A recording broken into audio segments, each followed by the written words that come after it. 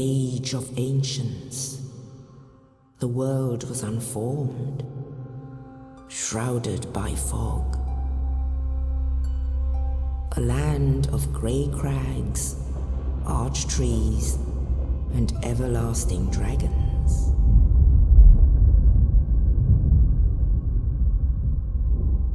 But then there was fire, and with fire came disparity. Heat and cold, life and death, and of course, light and dark.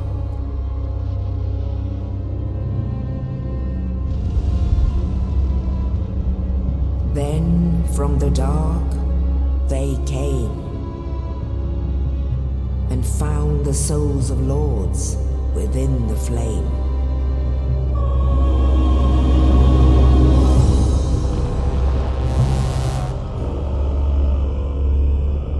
Nito, the first of the dead.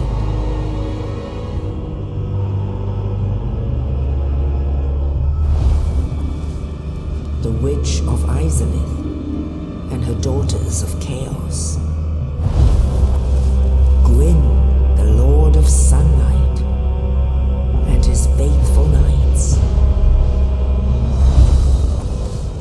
And the furtive pygmy, so easily forgotten.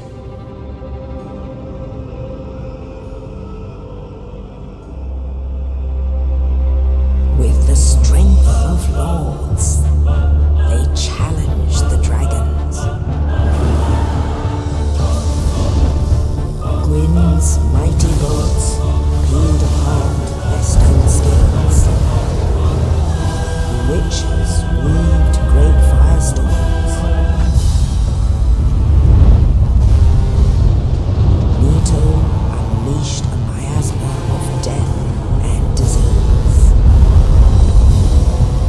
And Seath, the Scaleless, betrayed his own, and the dragons were no more.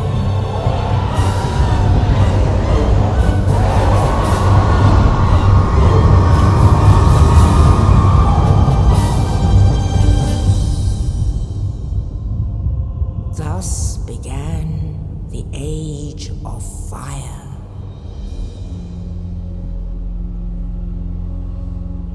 But soon the flames will fade, and only dark will remain.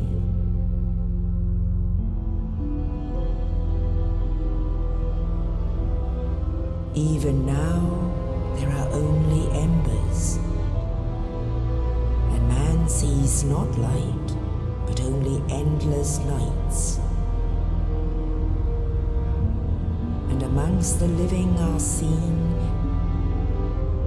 carriers of the accursed dark side.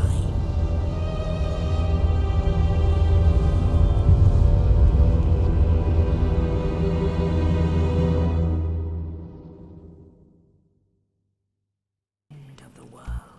Yes, indeed. As you boot up Dark Souls for the first time, a cutscene will play, and this cutscene serves as the prerequisite to our story. As you awaken, you find yourself in a prison cell, and if you take note of your surroundings, you'll notice that you're hollow, no different from the mindless clumps of flesh around you. You find yourself in the Northern Undead Asylum. Luckily, a valiant knight from above drops you a kite so you can proceed on your way. Unfortunately, this night doesn't seem long for this world. As you proceed through the asylum, you'll light your first bonfire, and upon proceeding through the door, you'll encounter your first demon. Now, of course, you don't have to fight this demon, at least not yet. You can proceed through the door to your left and get your gear, but attempting to face down this demon immediately is probably the first mistake a lot of new players will make upon booting up Dark Souls for the first time.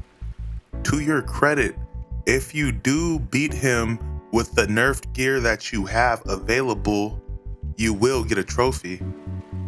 Now, if you proceed, you'll eventually find the knight that dropped us the key in order to get out of the cell. Unfortunately, it appears this guy has been fatally wounded and he doesn't appear to be long for this world. But he gives us a Estus flask, and this Estus flask will carry you throughout your journey in Dark Souls. Now, as you get your gear and you proceed through the asylum, you'll once again encounter the Asylum Demon. The Asylum Demon was created by the Bed of Chaos and ensures that only the most powerful undead are able to escape the Northern Undead Asylum. It is first encountered when approaching the graveyard at the Undead Asylum, whereupon it jumps down from the roof in order to attack you.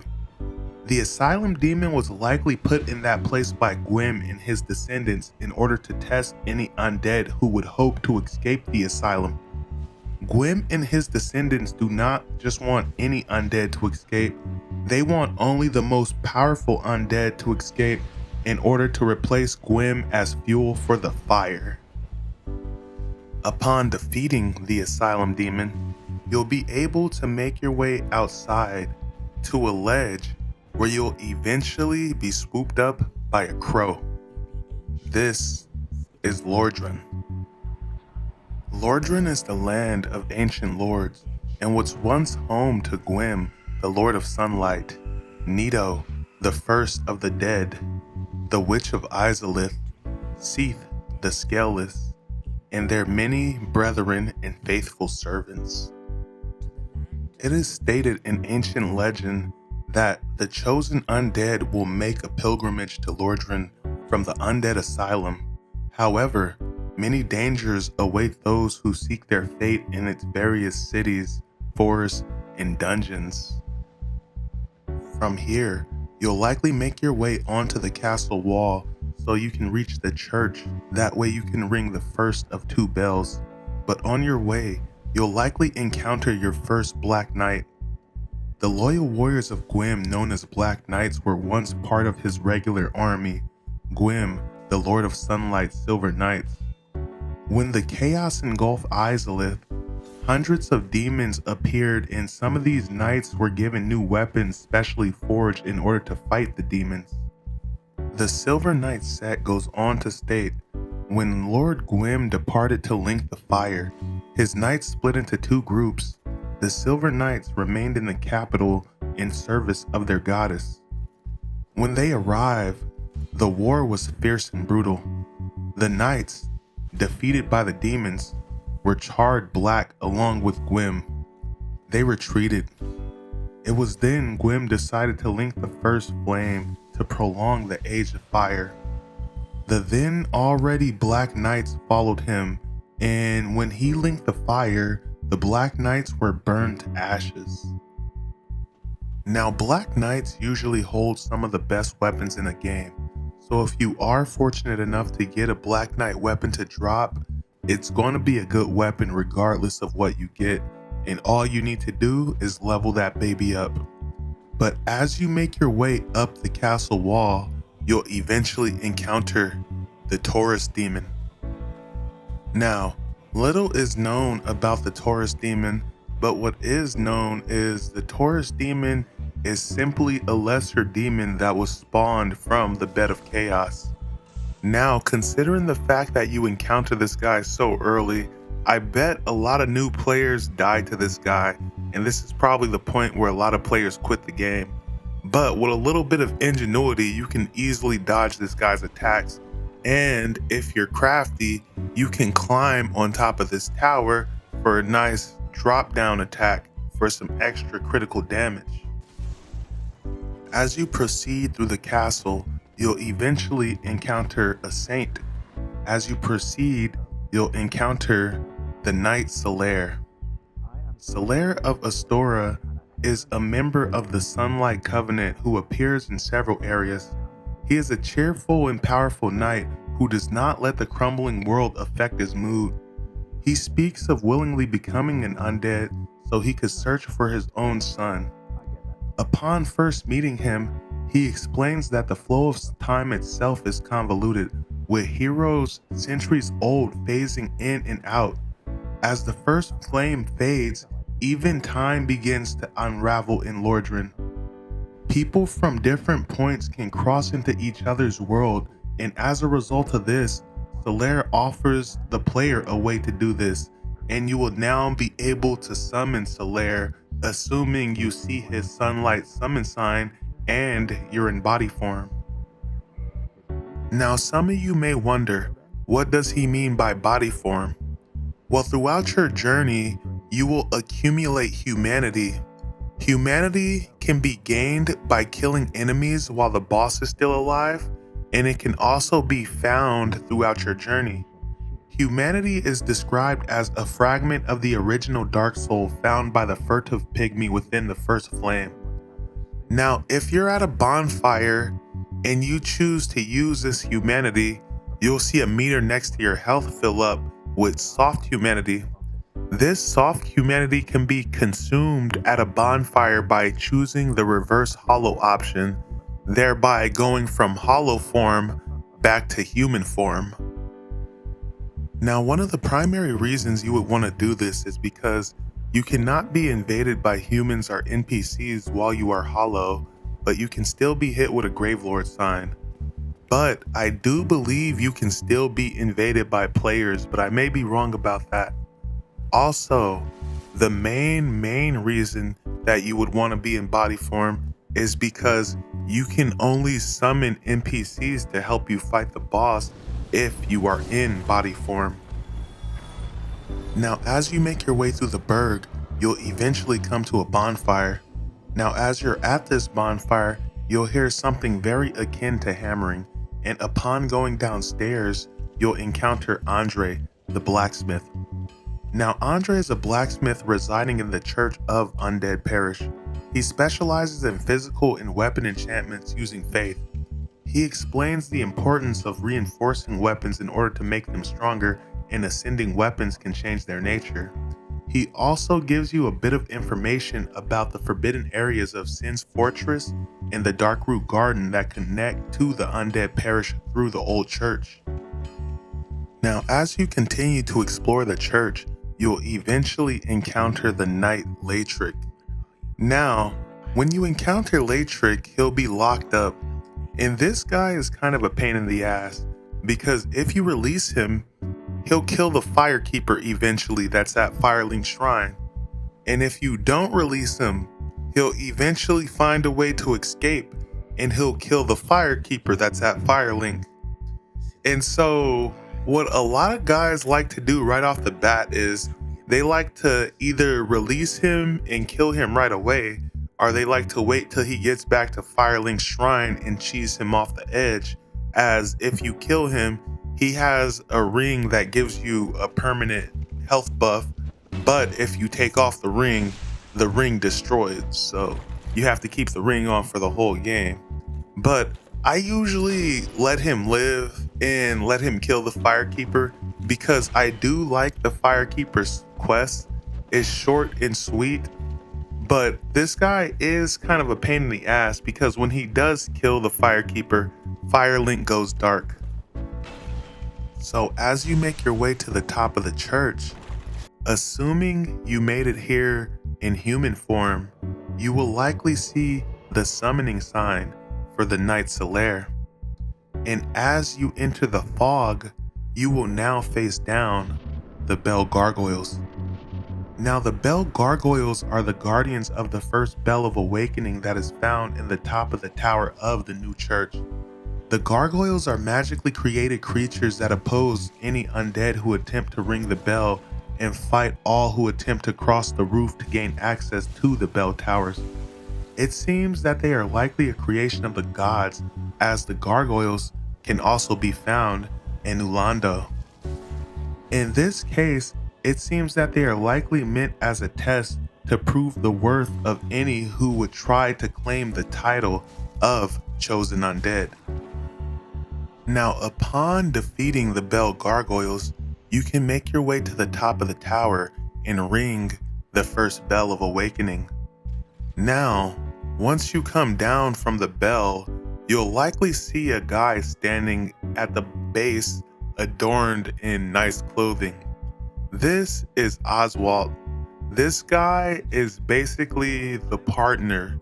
He is here to absolve you of any sin you commit, assuming you have the souls to pay for it. So keep that in mind.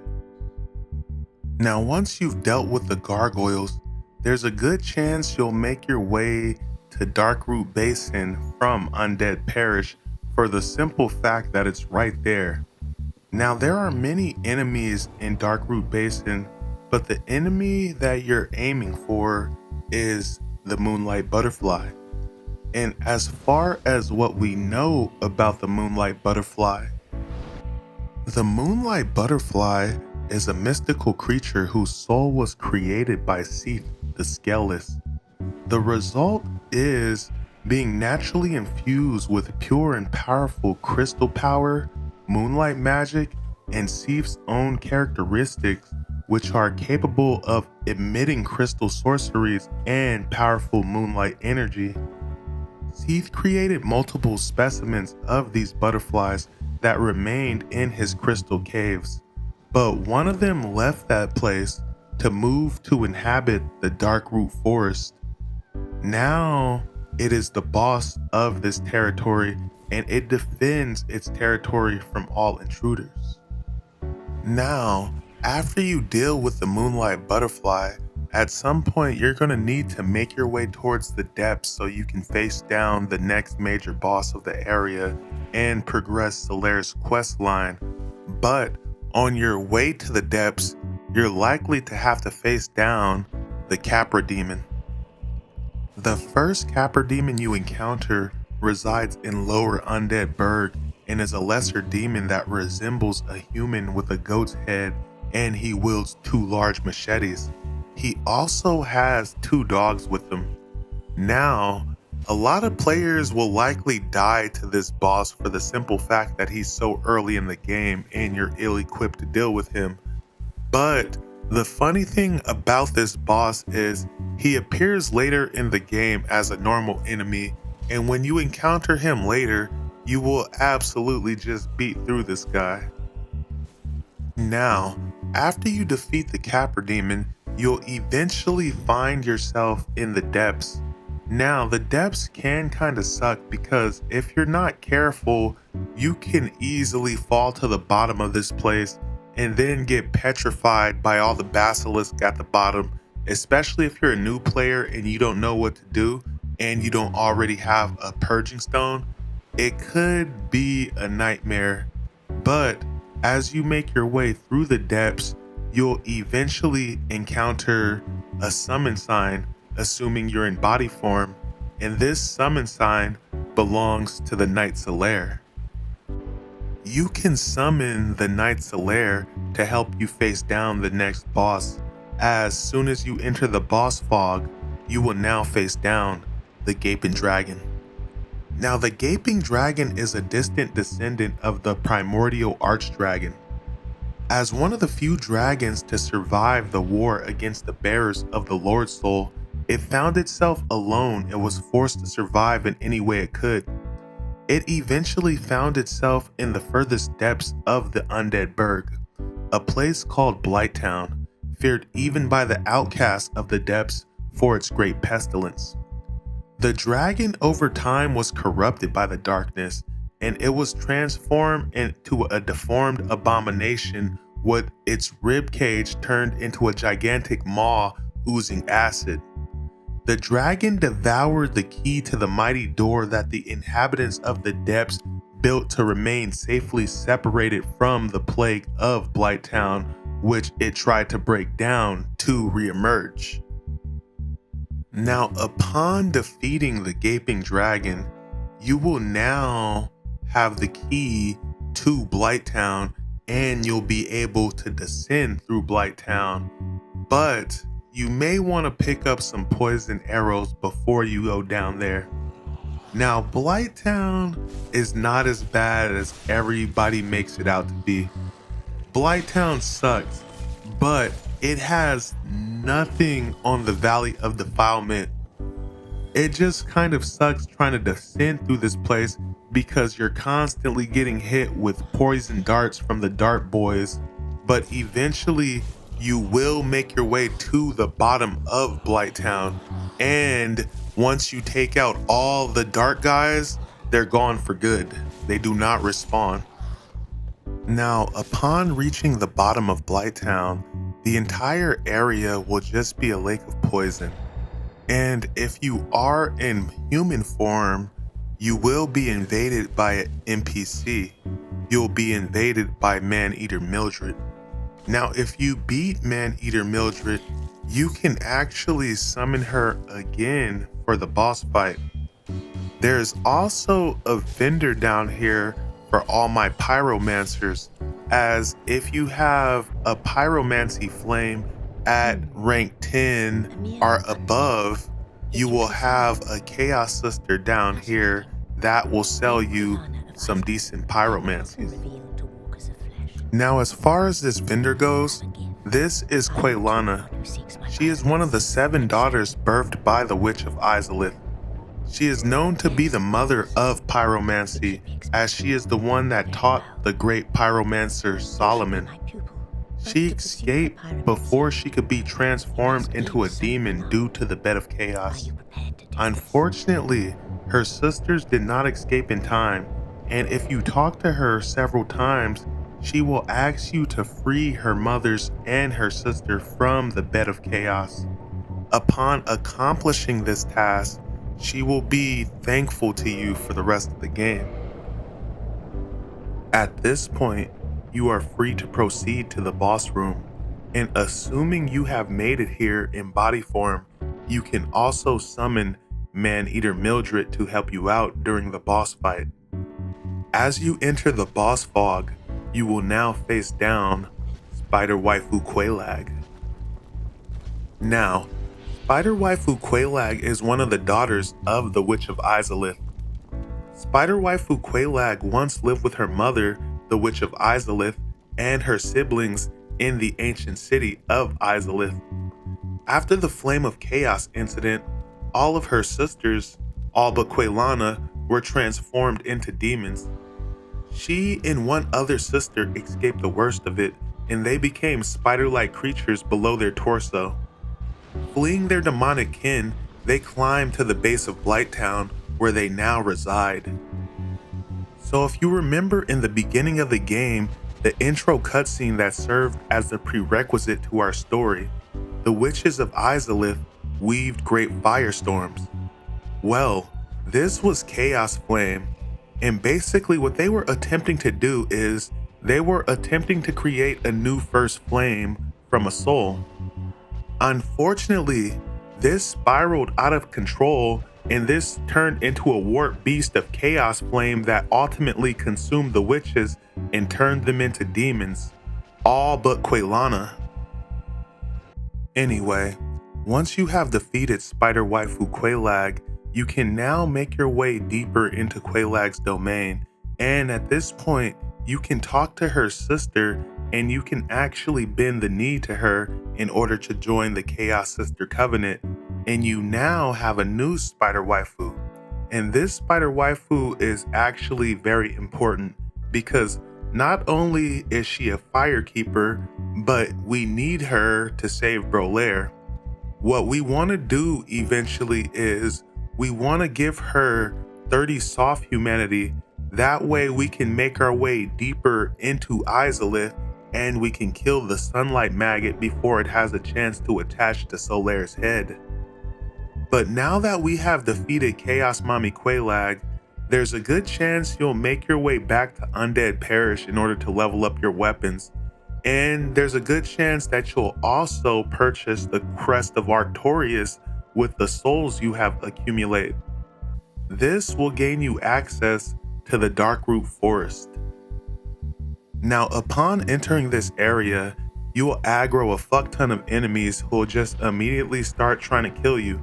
The best thing to do is to run, to just run your ass off, and eventually you will reach a little hallway with a cat perched up top this window area. This cat is Alvina. If you talk to her, you can join her covenant, the Warriors of the Forest. This will make it so the warriors no longer attack you, and it will even unlock a couple of vendors in this area.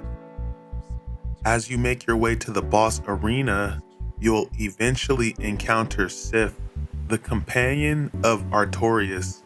Now, interestingly enough, if you complete the Artorias of the Abyss DLC before making your way to this area, a totally different cutscene will play, and it's honestly kinda sad, but it goes to show that obviously Sif remembers you. Now, Sif is the wolf companion of Sir Artorias the Abyss Walker. After Artorias passed away, Sif became the guardian of Artorias' grave in Darkroot Garden to prevent others from meeting the same fate as her former master. A young Sif appears in Ulasal in the past. She accompanies Artorias in his quest to save Ulasal from the forces of the Abyss.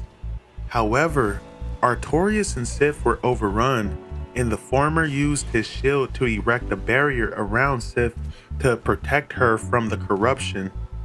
If you decide to save a young Sif, the next time you meet her, the initial animation will change because she recognizes you as the friend that saved her in the past. But unfortunately though, Sif still cannot let you pass. Now, after you defeat Sif, you will likely make your way towards Sin's fortress. Now, before you even make your way into the fortress, there's a good chance you already came over here and you found Onion Bro sitting over here. Now, this is Sigmire. You talk to him in order to progress his quest, but upon opening up Sin's fortress, he can now proceed. Now, Sin's fortress sucks. Sin's fortress is a prime example of a location that's harder than its boss. But after you make your way through Sin's fortress and you finally ascend to the top, you will now face down the Iron Golem. Now, the Iron Golem is an empty brutish giant armor that guards the entrance to New Londo. The Iron Golem was created by the gods to guard Sin's fortress, thereby denying access to any seeking the entrance to New Londo. It has slain countless heroes in their attempts to reach the city of the gods. The core of the golem was created by the gods when they fused ancient dragon bones with the power of the soul. Without its core, the Iron Golem is just a hunk of armor. Both Tarkus and Lric likely defeated the golem, but by its very nature, it can be reset, which is perfect for training with, the supposed purpose of Sin's fortress. Now, upon defeating the golem, you'll notice a glowing orb on the ground. If you head over to that orb and you interact with it, you will be grabbed by 3 goblins that will take flight, and they will transport you to the next location, which is the city of New Londo. When the dragons of the Age of Ancients were defeated, the winners of the war called themselves gods and founded and constructed a prosperous land. This is Lorden. Anor Londo, as Lordren's capital city, became legendary with the passage of time, an unreachable city of gods. It was built by Lord Gwym at the dawn of the Age of Fire and served as his throne, surrounded by other gods, his brave knights, and his army of silver knights.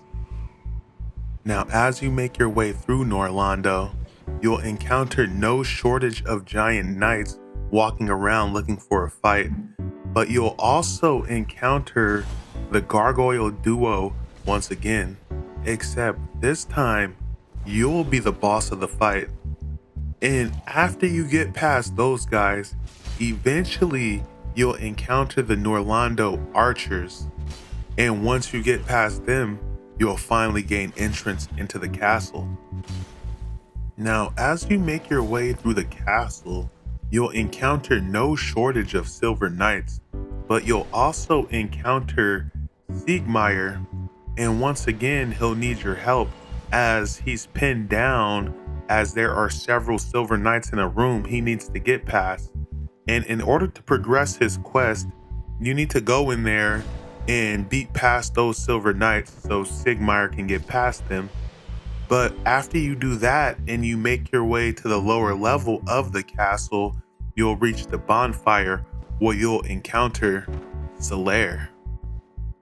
Now, assuming you make it to the boss fog in body form, you can actually summon the Knight Salair to help you out with the next boss fight.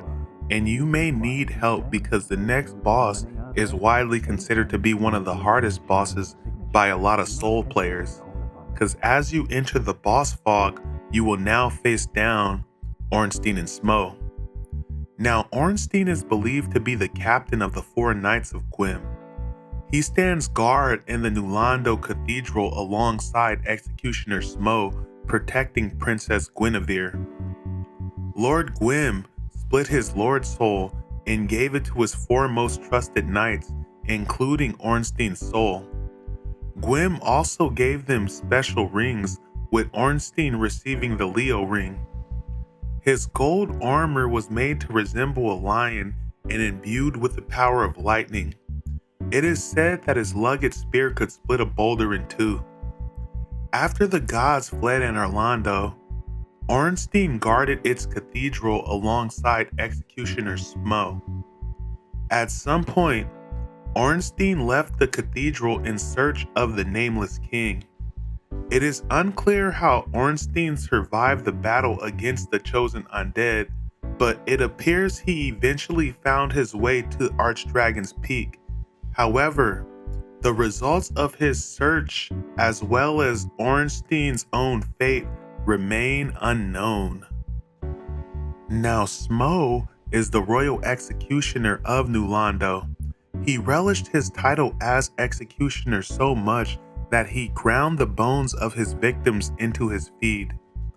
Smo longs to be ranked with the 4 knights, but his cruelty forever denied him the position.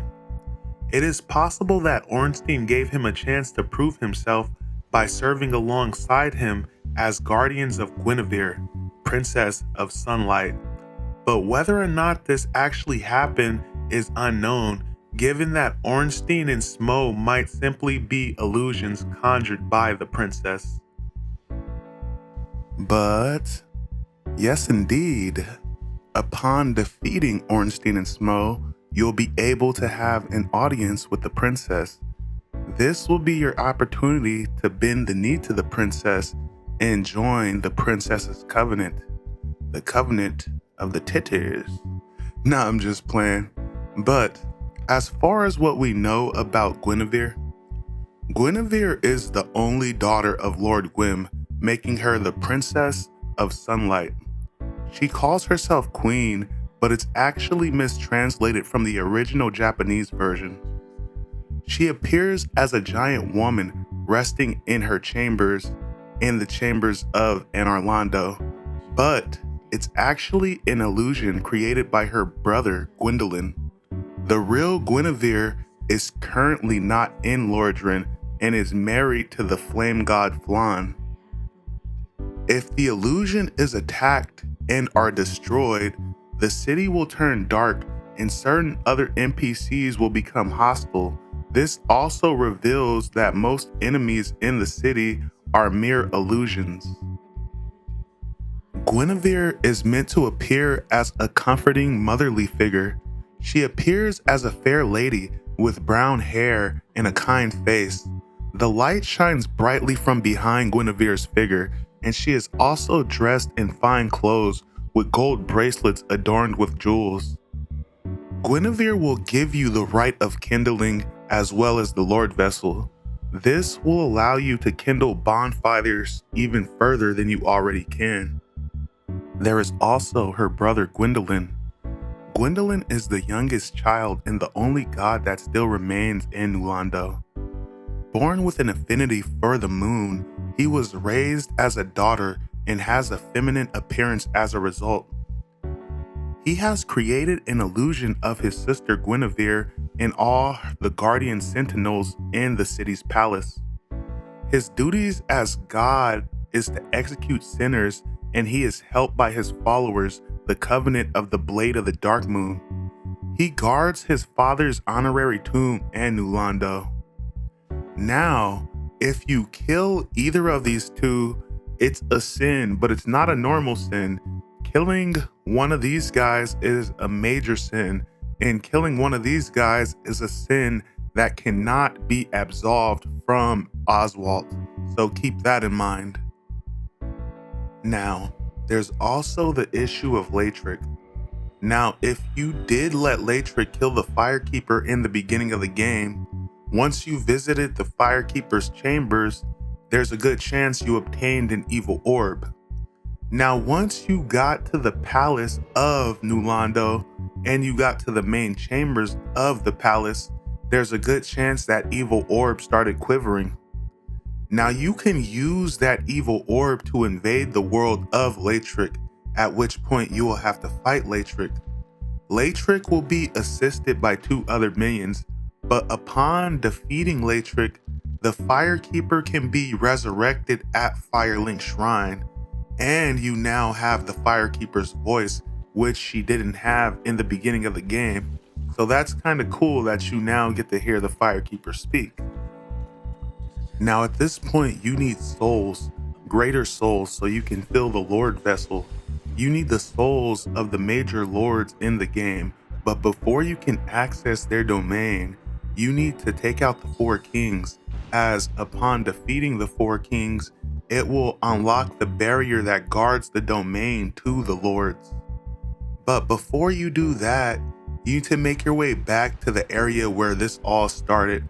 You need to go back to the prison, and upon getting to the prison, you have another stray demon to fight, as there's an even stronger stray demon through the floor of the area where we fought the initial stray demon. Now, the stray demon is the second boss in the Undead Asylum, but he can only be fought during a return visit to the asylum later in the game. His shape is similar to that of the Asylum Demon, but he is much stronger with magic explosions akin to that of the Fire Sage Demon Archaeid Switch Quelaag. The Stray Demon can be seen at the very beginning of the game from the hallway outside the starting cell. He can also be heard walking around underneath the floor of the Asylum Demon. He is also likely a prisoner, and upon defeating the Stray Demon, you will gain access to an item called the Peculiar Doll. Now, if we make our way back to the Nulando, the Peculiar Doll can be used at this painting right here, and the Peculiar Doll will give you access to the painted world of Aramis. Now, the interesting thing about the painted world of Aramis is it was actually the original prototype Dark Souls area, but they couldn't necessarily fit it into the main game. So in order to fit it into Dark Souls, they cheated and they put it in the painted world. That's what's so cool about this area. Now, upon getting to the boss of the painted world of Aramis, you will now face down Crossbreed Priscilla.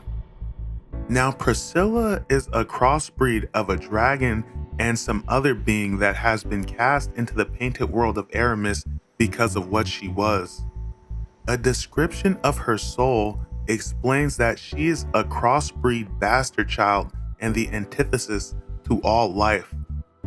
She has fur over most of her body, making her more similar to the true everlasting dragons than to Seath the Scaleless.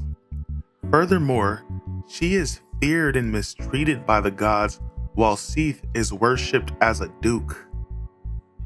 Priscilla possesses the power of Life Hunt, an ability only she can wield, which was so powerful that even the gods feared her. For this reason, it is presumed that she was banished to the painted world. Though she reveals that she is aware of how to leave the painting, she simply chooses to remain. She is also initially not hostile unless provoked, and even claims that the painted world is a peaceful and kind place, and so are its inhabitants. Now, there's a lot of players that will claim that she is lying about the inhabitants of this area being peaceful, and they will even call her a gaslighter and justify that as a reason for killing her.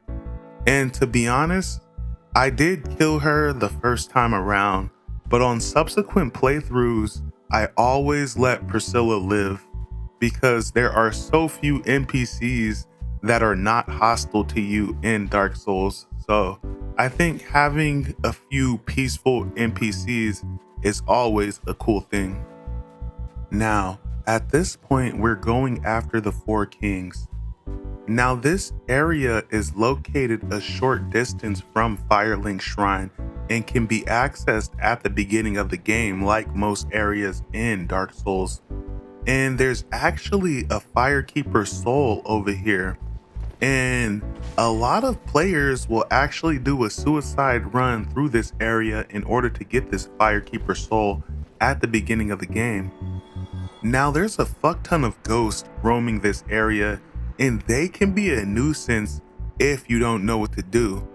But as long as you have several transient curses in your possession, you can use those as a resource and it will allow you to do damage to the ghost in the area. But upon getting to the boss area, the first thing you need to do is put on the crest of Artorias, as if you do not have the ring on, when you jump down to face the Four Kings, you will simply fall through the abyss. Upon getting to the abyss, you now face the Four Kings. Now, the Four Kings were once human, chosen by Gwym to rule New Londo. When offered the Art of Life Drain by Kaith, they fell to the dark and New Londo with them. They now reside in the abyss. The Four Kings were once leaders of a great country of humans. During the Age of Fire, Gwym, the Lord of Sunlight, recognized their abilities and foresights and rewarded them with fragments of his powerful Lord Soul.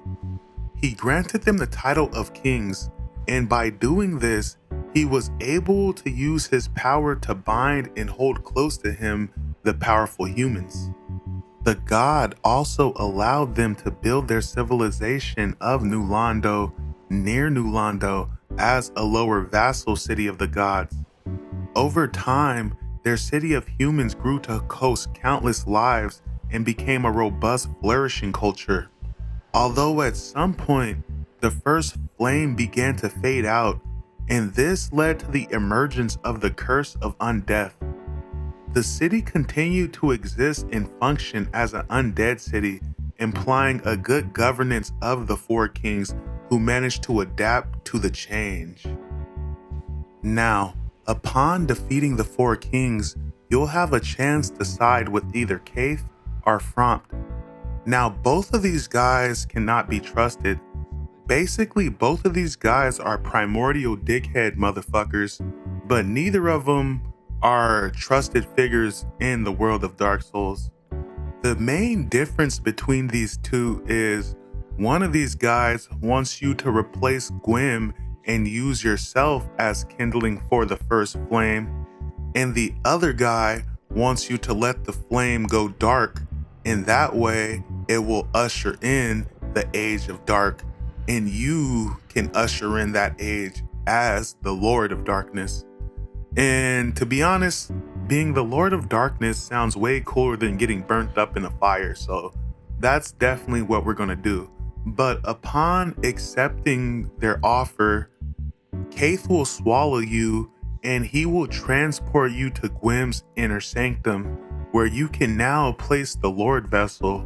And by doing this, a beam of light will shoot out and it will unlock the barriers that hide the paths to the Lord Souls. So now that that is all wrapped up, the first thing we're going to do is we're going to transport to the Sister of Chaos so we can talk to Spider Waifu again, because at this point we want to give Spider Waifu 30 soft humanity, and that's going to level us up in the Sisters of Chaos, and it's also going to open a pathway that's going to allow us to kill the Sunlight Maggot and ultimately help us save Salair. And before we do that, we also need to go kill Ceaseless Discharge, which is basically her brother, which has been transformed into a huge hideous demon. But in order to aggro Ceaseless, we need to go over here and snatch the clothes of his dead sister. This will initiate the boss fight. Ceaseless Discharge is the only known son of the Witch of Islith.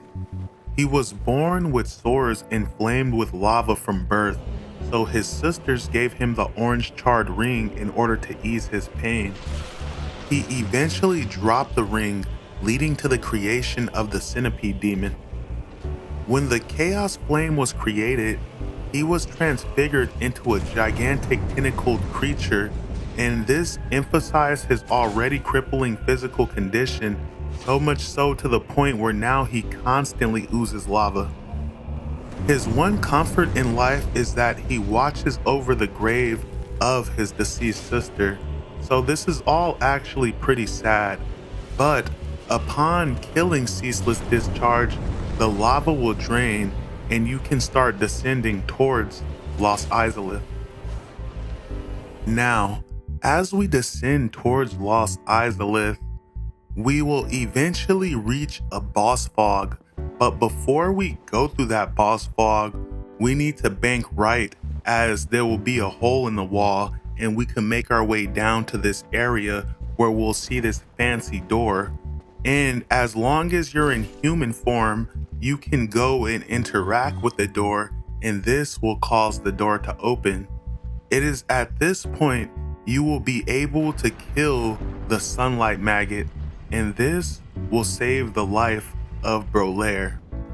And this will also instantly give you a shortcut to Lost Islith. But you have to be careful because there is a badass Titanite demon guarding the way. Because the thing about these Titanite demons is each one you kill makes the next one stronger. And by this point, you've probably killed almost all the Titanite demons in the game. So this dude is an absolute badass. But after you take out the Sunlight Maggot, you need to make your way back to the boss fog because you will now face down the Fire Sage Demon. Now the Fire Sage Demon, mutated by Chaos, was originally the last known master of the fire sorcery arts that the Witch of Islith and her daughters used.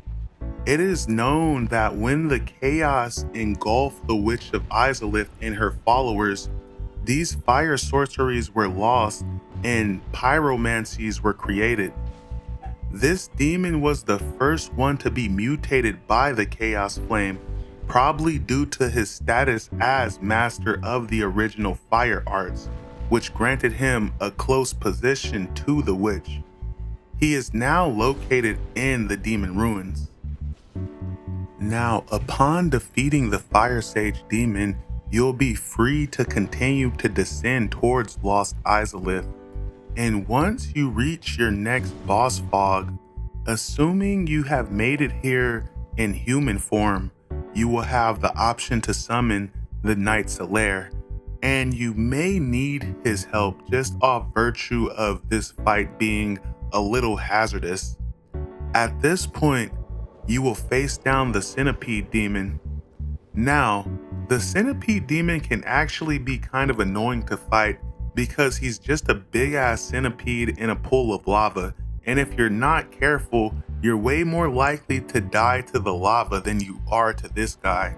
And trust me, oftentimes you will spend a long ass time just trying to get him to walk on the platform so you can melee his ass. Another strategy for this fight is to run across the lava to the corner of the room, because if you can get him into that area, it's a lot easy to melee him without stepping in the lava. Now, the Centipede Demon is a demon that was birthed from the spot where Ceaseless Discharge dropped his orange charred ring. An orange charred ring enchanted by a witch. Since his sores were inflamed by lava from birth, his sisters gave him this special ring. But the fool that he is readily dropped it, and from that spot, a terrible centipede demon was born. It perches itself on the side of the cliff face of the demon ruins, but will attack all that enters its domain. Now the problem with this fight is the lava everywhere, but as long as you can avoid the lava, you can pretty easily take the centipede demon down. Now at this point you will acquire the orange charred ring upon defeating the centipede demon, and this will help you traverse the lava. And you are now free to descend into Lost Izalith. Now, Lost Izalith kinda sucks, but to be honest, it's not that bad as long as you know where to go, and as long as you're not trying to grab all the items in the area. The problem with Lost Izalith is they wanted this area to be one big ass room, so they made it one big ass room with one bonfire at the very end of it and a bunch of these half dragon zombie looking motherfuckers littered across the area. But as long as you make your way to that first initial bonfire, the rest of the area is not so bad to get through. Now before you even traverse this area, what you actually want to do is you want to warp back to Firelink Shrine, because at this point you want to talk to Sigmire as he'll be at Firelink, and if you talk to him it will progress the next part of his quest, whereas he'll appear at the base of Blighttown next in the Lake of Poison, and he'll be looking for some purple moss clumps in order to make his way through the poison. And if you give him those purple moss clumps, you'll be able to progress his quest even further. At this point, you can teleport back to Lost Izalith and continue on your journey. Now, as you continue to make your way through Lost Izalith, you will be invaded by a couple of NPCs, but you will also come to this area where you can fall through the ground and you can once again encounter Sigmire. Now, Sigmire is kind of at a crossroads because there's these enemies at the bottom of this archway that's blocking his path. Now, if you talk to Sigmire, he'll jump down and fight these guys and you can jump down with him. The thing is, if Sigmire dies, his quest is pretty much over. But if you jump down with these guys and fight them with Sigmire, and Sigmire lives, his quest continues. But if Sigmire lives and he's above 50% health, he will also give you a stone ring or some shit. You can also soften these guys up with arrows and magic from up top, but I believe this ruins the conditions for getting the stone ring. But upon defeating these guys, you can progress the next part of Sigmire's quest. At this point, you're free to make your way to the boss of Lost Izalith. As you enter the boss fog, you will now face down the Bed of Chaos. Now, in a futile attempt to prolong the Age of Fire, the Witch of Izalith tried to recreate the first flame. The ritual was a failure and instead created a distorted being of fire and chaos. Its power formed a bed of life, which consumed the witch and most of her followers. The Bed of Chaos is located in the chamber below Lost Izalith that is guarded by the Daughters of Chaos. The bed takes the form of a huge gnarled tree-shaped humanoid creature, and it attacks with two arm-like limbs. It eventually sprouts flaming limbs that resemble the wings of an apparition on its back. With these wings, it also uses to attack you. An insect-like creature can be found below the base of the tree-shaped creature. The Bed of Chaos resembles a uterus, which is a reoccurring theme in these games directed by Hidetaka Miyazaki. Each of the side domes is an ovary, and after you deal with the side domes, it is at that point the player crawls into the cervical canal in order to kill the fetus in the womb. Now that you have taken out the bed of chaos, you now have your first Lord Soul. At this point, there's a few things we can do. Now, if you head back to New Londo, you can now access the archives. Now, there's a good chance you probably came here earlier, but unfortunately you weren't able to access this area due to the gold barrier blocking the way. But since we took out the 4 kings, all barriers have been diminished. Anyway, the archives kinda suck if you're planning to get all of the items in this area, because if you're planning to get all of the items in the archives, there are quite a few sketchy jumps you're gonna have to make. And to be honest, there's a lot of sketchy enemy placement also that could screw you over. But once you descend through the archives, you'll eventually reach a boss fog. Now, this boss fog is basically a false flag, as when you enter the boss fog, you will face down Seath the Scaleless. But this is actually a scripted event, as you won't actually be able to deal any damage to Seath. It's basically a scripted death to get you to the next area. So if you have a fuck ton of souls, you better make sure you don't have a fuck ton of souls. Or you need to use a ring of sacrifice, because by using a ring of sacrifice, upon death, the ring of sacrifice will be destroyed, but you will still retain all of your souls. Now, after the scripted event is over, you will wake up in jail at a bonfire. And upon breaking out of jail, you'll be in this huge tower that you can descend through. As you descend through this tower, you will have to face down a bunch of these tentacle bitches. And once you fight your way through all these tentacle bitches, you will reach the bottom where you will find Logan. Now, Logan is a sorcerer NPC in Dark Souls.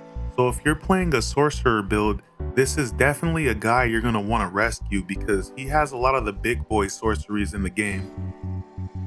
After you rescue Logan, you can make your way back up the tower and ultimately out of the castle. Once you're able to make your way outside, you will encounter a bunch of crystal golems. But one thing that will stand out is there is one gold crystal golem. And if you remember back to the beginning of the game, these crystal golems, or at least the gold ones, usually hold an NPC.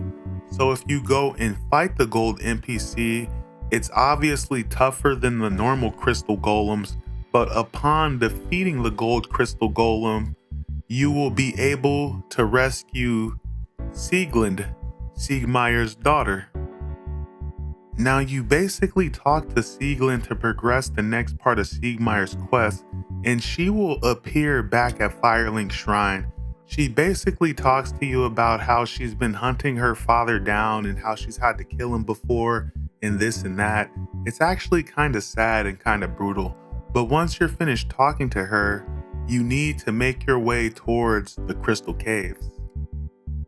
Now, the Crystal Caves kind of sucks because there are a ton of invisible platforms you have to traverse. And to be honest, it used to suck a lot more back in the day for the simple fact that it was a visibility issue. But once you know the route, you can actually make your way to the boss area pretty quickly in less than a minute. And to be honest, this area is really not that bad, assuming you're not going for all the items. But if you are going for all the items, there are several invisible platforms that you will have to traverse that don't have any clear marker that you can step there. So one trick that you can do is you can use guiding stones. And what you do is you toss out a guiding stone to make sure there's still solid ground there. That way you can make your way across the invisible platform step by step. And this method can be kind of time consuming and kind of tedious, but once you complete it, you actually have yourself a nice little bridge that you've made using guide stones. The only thing is you're never gonna need to use this bridge again, so what the fuck? Now, once you make your way to the lower levels of the Crystal Caverns and you enter the boss fog, you will now face down Ceaseless, the Scaleless Traitor.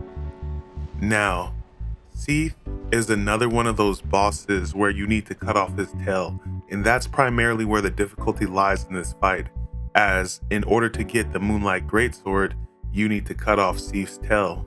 Then on top of that, in order to even use the Moonlight Greatsword, you have to make sure you meet the intelligence requirement. Then on top of that, in order to level the Moonlight Greatsword up, you have to have dragon scales, so keep that in mind. Now, Ceaseless is a white dragon without scales, granted the title of Duke by Lord Gwyn for his assistance in defeating the everlasting dragons, hence the name Ceaseless, the Scaleless Traitor. Ceaseless was also given a fragment of the Lord Soul along with his dukedom. As Duke, Ceaseless became obsessed with his experiments and research. He amassed countless tombs and eventually was driven mad by the research. He had also acquired the primordial crystal, a sacred treasure that was pillaged when he turned on the ancient dragons, granting him immortality and making him true undead. According to the description of the Moonlight Greatsword obtained by cutting off Ceaseless the Scaleless tail, Ceaseless is said to be the grandfather of sorcery. This makes him the object of Big Hat Logan's obsession. Ceaseless' creations include the Paisasa, which are those tentacle bitches that you had to fight on your way to Ceaseless, the Moonlight Butterfly, the Crystal Ember, and likely the Crystal Golems. His servants, the Channelers and the Serpent Men, assist him in his research by kidnapping people from other lands to be experimented upon. The Paisasa are the result of one of these experiments. The humanity that drops from them confirms that they were once human. Two non-hostile ones can be found in the tower crying, who are implied to be Guinevere's maidens, for they drop soothing sunlight and bountiful sunlight miracles, special miracles granted to the maidens of Guinevere, Princess of Sun. Ceaseless is said to be blind, and it is implied by the six-eyed helm of the Channeler's description that he sees through the Channelers. In this way, his influence stretches beyond Lorden across to other lands. Now, upon defeating Ceaseless the Scaleless, you have obtained another Lord Soul. Now, the next thing we want to do is head back to Fireling's Shrine so we can descend towards the Tomb of Giants. So, depending on what kind of run you're doing, there's a good chance that you already came down here as a new player and you did a suicide run through this area in order to reach this nifty little casket that will take you directly to Lord Nito so you can have an audience and become best buds with the Grave Lord. And upon doing this, you will earn Nito's sword. A lot of players like to do this very early on, but if you're doing a regular run, you're pretty much going to descend through this area while you have to make your way through a fuck ton of skeletons. Now, normally you need a divine weapon in order to be taking on these guys, but as long as you take out all of the necromancers in this area, the skeletons won't be a problem. Especially at this point in the game, you can pretty much just tank these guys. Now, as you continue to descend through this area, you will eventually descend to an area where you encounter a skeletal blacksmith. And upon entering this guy's domain, he will walk over and knock down a wall, as this guy does not want you here and he wants you gone. But this guy may want you gone, but he's sure as hell happy to take any special embers you happen to have on your person so he can start crafting exotic shit. So once you're done with Skeleton Guy, go ahead and make your way out towards the boss area where you'll have to take on Pinwheel. As far as what we know about Pinwheel, while residing in the catacombs, Pinwheel is a hovering multi-masked necromancer who stole the power of the Grave Lord and now reigns over the catacombs. It has the ability to spawn multiple copies of himself and attack with projectile blasts. Pinwheel has 3 masks: the mask of the mother, the child, and the father, which can be obtained upon killing him. Now, it is possible to summon Paladin Leroy during this fight, but you won't need Paladin Leroy because Pinwheel's kind of a pushover. In fact, the hardest part of the Pinwheel fight is just getting to him to begin with. Upon defeating Pinwheel, you are now free to make your way through the Tomb of Giants. Now, the Tomb of Giants kind of sucks because this area is just hella fucking dark and there's a fuck ton of skeletons just waiting to ambush you in the darkness. And if you don't have any source of light, it can be a real problem. But if you're a sorcerer, you should have some sort of a light spell. And if you manage to save the Knight Salair, you killed the Sunlight Maggot. And if you killed the Sunlight Maggot, you have the Sunlight Maggot's helm, which you can use to light the way. So what I will say about this area is, assuming you're not going for any of the items, you can actually run to the bonfire pretty quickly and then run to the boss fog from there. But as you continue to descend through this area, you'll eventually encounter Patches once again. Now, this slimy ass bastard is going to kick you off a ledge and then yell some obscenities about how he's going to strip your corpse once you're dead. Anyway, make your way through this area and you'll eventually encounter Rhea of Thorlin. Now, unfortunately, Rhea's companions have all gone hollow and they have turned on her, and now she's stuck down here, and she warns you about that before you proceed. But just proceed through this area and parry the fuck out of her 2 companions and make your way back to Rhea once they're dead. And at this point, she will be very grateful to you for this endeavor, and she will stay down here and sell you miracles until all her miracles are gone. But I believe that if she returns to Firelink, there's one more follower at Firelink and he'll just kill her. And we don't want that to happen. So anyway, once you're done with Rhea, head back to the area where you initially got kicked off the ledge by Patches and talk to him. He will apologize and he will basically appear back at Firelink Shrine as a vendor.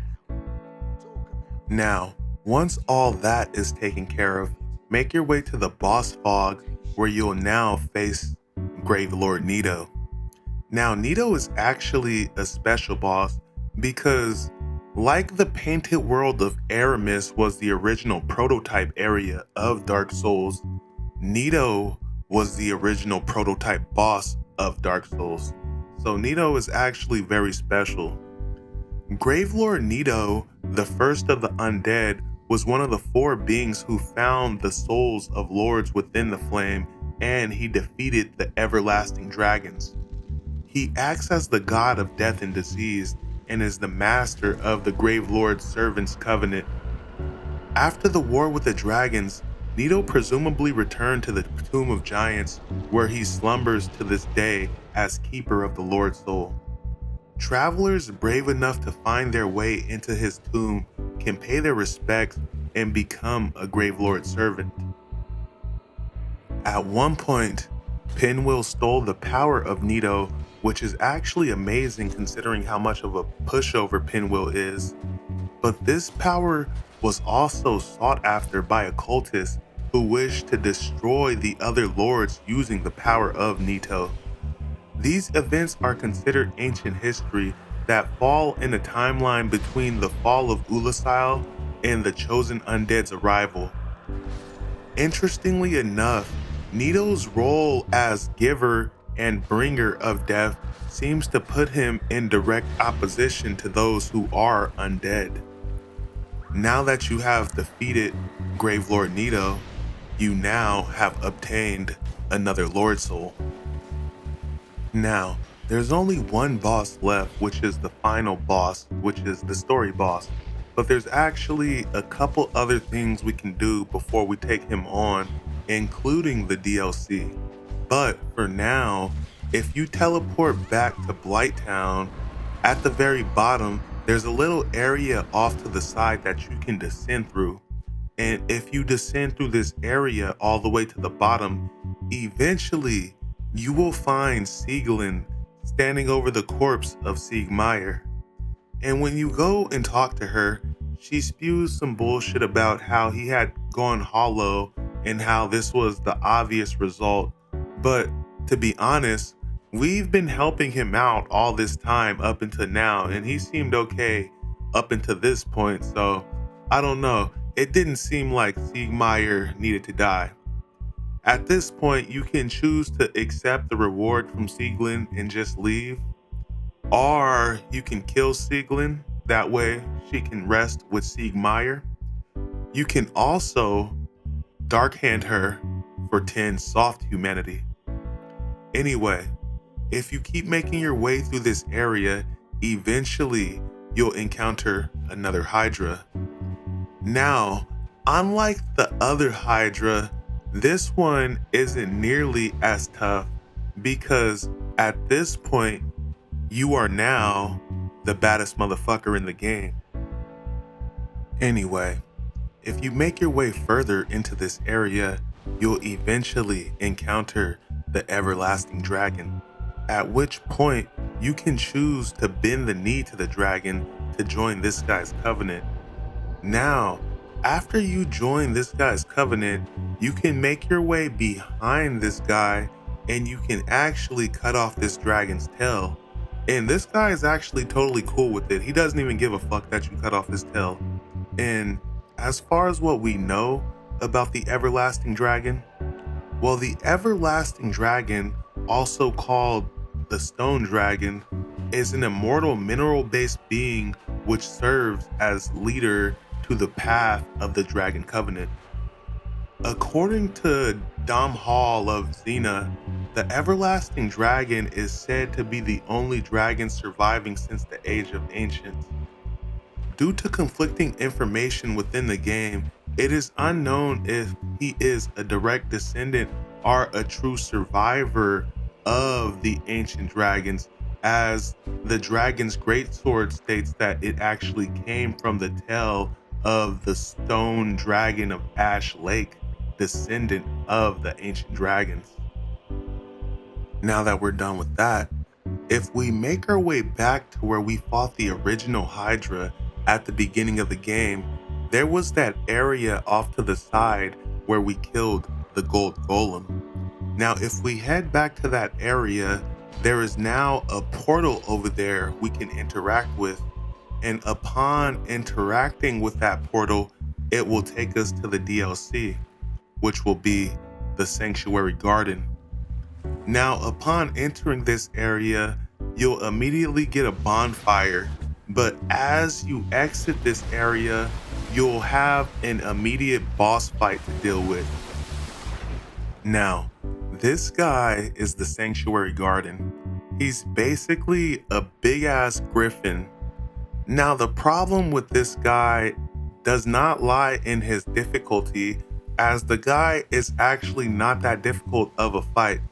The problem lies in the fact that in order to obtain this guy's signature weapon, you need to cut off his tail. Now, he actually has a pretty decent whip, but the problem is this guy is super duper mobile, and even when you do get behind him, he hardly ever puts his tail down, so you hardly get a chance to get in any good swings at that tail. And then on top of that, you have to be really careful because it's actually really easy to kill this guy by accident. But upon defeating this guy, you will gain access to the Ulasail Sanctuary. Now, once you get access to the Ulasail Sanctuary, it's probably a good idea to kindle this bonfire all the way up to the point where you get 20 Estus Flasks. Then on top of that, there's actually a mushroom waifu you can go talk to and she will also act as a vendor of sorts. And once you do that, you can keep making your way through this area. Now, as you continue to make your way through this area, you will eventually encounter a boss fog. And upon entering this boss fog, you'll see this brain sucker looking motherfucker that looks like he's straight out of Bloodborne, but he will instantly get taken out by the Knight Artorias. Now, as you traverse the boss fog, you will now face Artorias of the Abyss. Now, this fight is kind of a bitch. This is a big boy boss fight. This isn't like one of the gimme boss fights in the game, and this is probably easily one of the hardest, if not the hardest boss in the game. I died so many times to Artorias on my first playthrough that it was crazy. I was literally like, man, have I learned nothing? But as far as what we know about the Knight Artorias, well, the Knight Artorias is also known as the Abyss Walker and was once one of the 4 Knights of Gwyn. There is a possibility that he was present during the fall of New Londo, as he traveled there when the 4 kings fell to the dark and he hunted the dark wraiths. To do this, he made a covenant with the beasts of the abyss, possibly Kaer Demon, in order to traverse the abyss. Because remember, in order to traverse the abyss during the 4 kings fight, you need the Ring of Artorias, or else you'll just fall through the abyss. Moving on, when Oolacile fell to the dark, he was awarded the Silver Pendant for facing the abyss, an ancient treasure of New Londo that deflects the dark of the abyss, especially in its magic form. He traveled to Oolacile, but he was defeated by Manus. Artorias sacrificed himself to protect his wolf companion Sif using his great shield. Using his shield, he erected a barrier around the pup, and then he fled from Manus, but his exposure to the abyss overcame him and he eventually fell to its corruption. By the time the chosen undead arrives, it's too late, as Artorias has been completely overtaken by the corruption of the abyss and he attacks the player. His grave is marked with a greatsword and is placed at Oolacile's sanctuary, the area which later becomes Darkroot Garden and is guarded by Sif, Alvina, and the clan of Forest Hunters. Upon defeating the Knight Artorias, you will be able to claim the soul of Artorias. But interestingly enough, when you return to this area, there'll be a lady praying over Artorias' gravestone, and she will ask you for the soul of Artorias. Now, you can either choose to give her the soul of Artorias, or in true Dark Souls fashion, you can kill her and take all her gear. Either way, the choice is up to you. Now, for the next boss of the DLC, we need to face down the dragon Kalameet. But unfortunately, we can't just fight Kalameet as he's constantly flying around. So in order to ground Kalameet, we must first go talk to Hawkeye Go. Now, Hawkeye Go is one of the 4 Knights of Gwyn and leader of the Great Archers, who wielded a giant bow and large arrows that were considered dragon hunter arrows. Ironically, despite his name and his renowned marksmanship, he's believed to have been blinded. But actually, the eye holes in his helm were packed with tree resin by those who dismissed Go as a brutish giant. He wields his own unique great bow and makes his own arrows. Go reveals through his conversations that he is well acquainted with the giant Blacksmith and New Londo. The Blacksmith were likely the ones who forged Go's great bow and armor, as this would explain why Go's hawk ring can be found in the chest behind the Blacksmith and New Londo. Go's armor has a medallion bequeathed by Lord Gwyn himself, and the dragon bone pauldrons are the symbol of the highest honors. At some point while in Ulasil, Go was imprisoned within this tower upstairs. He now sits here and creates innumerable carvings, though he has achieved personal enlightenment. Now, once he fires this arrow at the dragon Calamite, you are free to go head to the next boss area. Now, once you traverse the boss fog, you will now face down the black dragon, Calamite. Now, Calamite is kind of a bitch of a fight for the simple fact that not only is this guy kind of hard, but he's another boss that the game wants you to cut off his tail in order to get a unique weapon. That makes this boss kind of a bitch because Calamite is another one of those bosses that's super mobile, and on top of that, this motherfucker can grab you and ragdoll you like it's nobody's business. And furthermore, this motherfucker spews lightning and fire that cannot be completely blocked. So when all things are considered, Calamite can be kind of a bitch to deal with. Anyway, Calamite is the last of the ancient dragons and had a single orange eye. It was called the Bringer of Calamity. Calamite was born with a unique characteristics compared to the original archdragons, as he possessed a single orange eye, the ability to produce high frequency noise that doubled the damage of targets hit by it, and he possessed an obsidian hide that made him able to resist most magic as well as fire like other dragons, but even lightning, which dragons are normally weak to.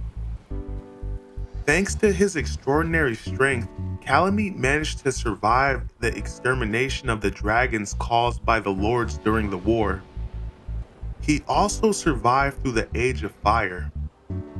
At some point, after Ulasil was corrupted by the Abyss of Madness, the dragon took up residence in the area, and not even the mightiest warriors of New Londo dared to provoke him. And it is because of this, it is actually kind of sad that we're killing Calamite, you know? Because this guy is so fucking resilient and he managed to last so long. Hell, anytime we kill a legendary animal in Souls games, I feel bad. But upon defeating the dragon, you can now claim his soul. Now there's one last area in this DLC that we have to traverse to. We basically have to traverse the darkness, and this area is kind of weird. It has some odd enemies, as at certain points you're just going to be getting attacked by giant humanities. But as you continue to traverse this area, you'll eventually encounter Sif, and you'll see the barrier that Artorias erected around Sif, and you can choose to save Sif, and by saving her, Sif can be summoned during the next boss fight, as during the next boss fight, you will now have to face down Madness, Father of the Abyss. While something of a demon in appearance when encountered by the player, Madness was in fact once a human. He became the Father of the Abyss when his humanity went wild, but it is unknown what caused this. According to both the Marvelous Chester and Hawkeye Go, an unidentified primordial serpent, whether it was Kaef or Front is uncertain, but they urged the citizens of Ulasil to delve into the darkness of the abyss, and it was there where they unwoke this primordial man. Upon awakening, he raged and he set off to expand his domain while seeking out his precious broken pendant. His influence consumed the citizens of Ulasil, whose humanity went wild in turn, mutating them into ghastly creatures. Its inhabitants gone and mad, Ulasil was left to fall to ruin. Nothing remains in present day to mark the passing of Ulasil. When the player finds his pendant, Madness reaches out through space and time to reacquire it, taking the player to Ulasil in the process. He also takes the marvelous Chester in the same manner, who may have found the other half of the pendant in another time. While this pendant obviously held some deep meaning to Magnus, it has long since been lost to time. Sometime before the player's arrival into the past, Artorias and his young wolf Sif faced off against Magnus. However, Magnus managed to overpower them. Artorias sacrificed himself to protect his companion. Magnus, having defeated Artorias, corrupted him against his will. After his defeat, his soul was split apart and became fragmented. Eventually, some of these soul fragments became self-aware and split into their own entities. Now, upon defeating Magnus, you're free to claim his soul. Now, his soul's description goes on to state, the soul of Magnus, father of the abyss. This extraordinary soul is a vicious, lukewarm lump of gentle humanity. Now, there are some people that theorize that Magnus is actually the furtive pygmy, and if you know anything about humanity are descendants of the pygmy. Anyway, moving on, the last thing to do is to take down Lord Gwym. Now, if you head back to the area of Gwym's sanctum and you place all of the Lord souls in the vessel, it will open up this door and give you access to the killing of the first flame. Now, this area is kind of cool for the simple fact that it's filled with Black Knights. So if there's any Black Knight weapons that you missed during your playthrough, this is actually a good chance to get them. As you're making your way through this area, assuming you are in human form, you will also see a summon sign. This summon sign belongs to the Knight Salair. Now, if you manage to save Salair all the way up until now, you might as well summon Salair and bring him along for one last ride. Now, at the dawn of the Age of Fire, Gwym discovered the Lord Soul and thus became the Lord of Sunlight along with 3 other lords. His Lord Soul granted him the power of sun and lightning, and Gwym helped defeat the everlasting dragons as his mighty lightning bolts peeled apart their mighty stone scales. Thousands of years ago, the first flame began to fade. The Witch of Izalith attempted to recreate the first flame, but failed, and the flame engulfed and corrupted her and most of her followers and created the bed of chaos and the chaos flame. Gwym waged a war against the demons at this point, but all his attempts failed. Lord Gwym was also known to hunt dragons and wyverns, and later on had 4 knights. The dragon trophies can be found all over the walls of New Londo. He bequeathed parts of his Lord Soul to the 4 kings of New Londo and Seath the Scaleless, as well as a dukedom to the latter. Ultimately, Gwym left New Londo to travel to the killing of the first flame in order to rekindle it and thus prolong the Age of Fire. He brought half his knights with him while the other half stayed to guard New Londo. After successfully linking the fire, the first flame burned Gwym and his knights, reducing him to Lord of Cinder, though he still remained powerful. Gwym's knights that accompanied him to the flame were transformed by the Chaos Flame and ultimately became Black Knights. Gwym had 4 children: Guinevere, Filianor, Gwyndolin, and his firstborn, whose name is unknown due to the loss of his deity status. Gwym's friend Havel the Rock was a general over his own warriors, which were presumably part of Gwym's army. Now, unfortunately, Although Gwyn may be the Lord of Sunlight reduced to the Lord of Cinder, Gwyn is kind of a pushover, and you can probably easily defeat him because he is not as tough as some of the bosses that you have had to deal with up until this point of the game. But upon defeating Gwyn, you basically have two options. You can approach the bonfire, at which point you can choose to use yourself for kindling as Gwyn did long ago. It is at this point you will continue the Age of Fire. Or option number 2, you can simply just walk away, at which point the Age of Darkness will start and you can reign in the Age of Darkness as the Lord of Darkness or the Dark Lord. Yes, indeed. Now listen, there is actually a popular fan theory that states that Salair may be Gwyn's first child that was stripped of his grace as Salair wanted to find his son. Now, if you have came this far in the game and you managed to rescue the Knight Salair, Salair also believes in linking the flame. So if you made it this far and you managed to save Salair's life, there is a good chance that in Salair's own world, he chooses to link the fire. So it would appear that Salair may have actually finally found his sunlight, as it is stated that Salair's flame will burn the brightest of all. A song for the sun indeed. Ladies and gentlemen, this is Dark Souls.